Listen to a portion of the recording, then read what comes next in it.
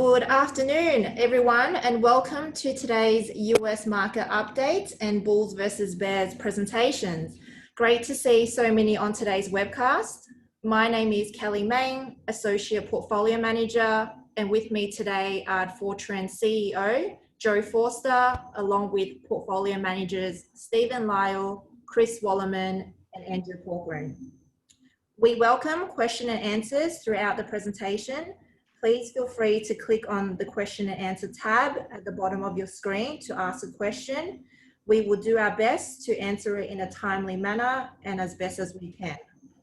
With that, I'll now turn the presentation over to Joe. Good afternoon. The market is surprisingly strong as what we're saying is the envelope of sensitivity has just got much bigger. And what that means is that the lower US interest rates really are only attracting investors who are other central banks or who are institutional investors who are required to own those kind of bonds. As Trump said a few months ago, he doesn't owe anyone other than central banks or funds that are required to own bonds who would own them when they're returning a negative rate of real interest. So the flow of money out of treasuries into the U.S. stock market has been momentous. The index was up 7.2% for the period, while earnings estimates for 2021 were increased by 0.4, pushing the forward-looking price-earnings ratio up almost 7% to 21.4. We haven't had a PE this high since the dot-com bubble when we had the new economy. And I want to come back to a discussion of the new economy because I think we've been living in the new economy ever since then.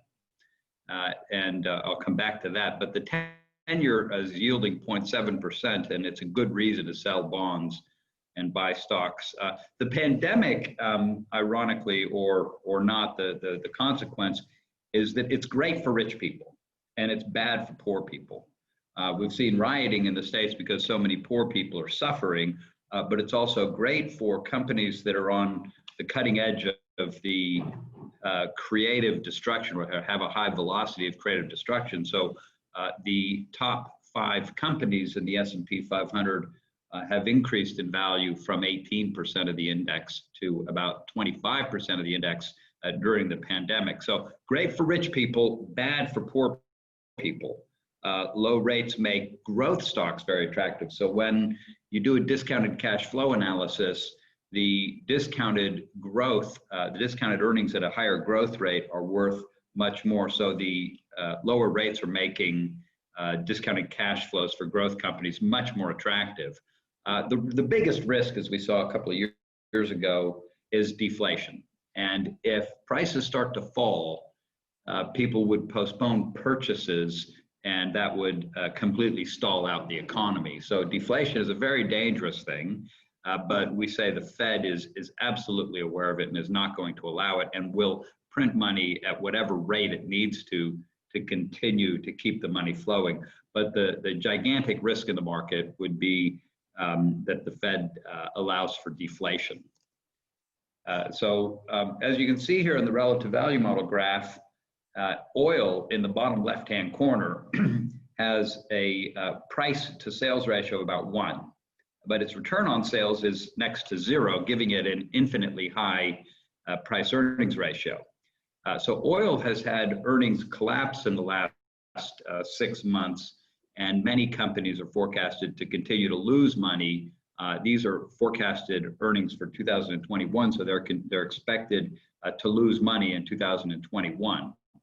On the upside, to the far right, we can see that the FANG stocks, which we've separated out into a separate group, have the highest price earnings ratio. The line up the middle of the graph is, of course, the PE ratio, and anything to the left of that line has a PE higher than the market. So FANGs, and we've got semiconductors and software, healthcare, entertainment, all have higher price earnings ratios than consumer products, pharmaceuticals, and biotech, consumer products being right on the line. And so we're seeing in the change for the month, we have a chart here showing that on the vertical axis, the earnings estimates have increased for oil by 50%. Now, don't let that confuse you too much. If you go from earnings of 0 to 1 cent, you have infinite growth in earnings. So what's really happening here is that the earnings have gone from almost nothing to a little more than almost nothing. So be careful of that percentage change there. But entertainment is looking good. Estimates are up there with Netflix having a great result, whereas lodging and gambling and anything with crowds is continuing to fall, with estimates falling 7% for lodging.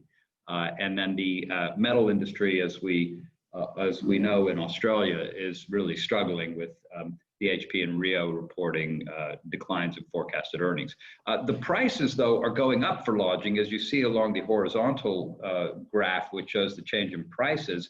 Even though earnings estimates are going down for lodging, the prices are going up as, and that lodging includes restaurants. We've had a big move up in Brinker, the restaurant chain that has white tablecloth seating, or sit-down service with tips, as opposed to McDonald's or Chipotle or Kentucky KFC, which all have no table service. So the Brinker, which has less debt than Darden, has had a surge this month as they appear to be prepared to survive this pandemic crisis.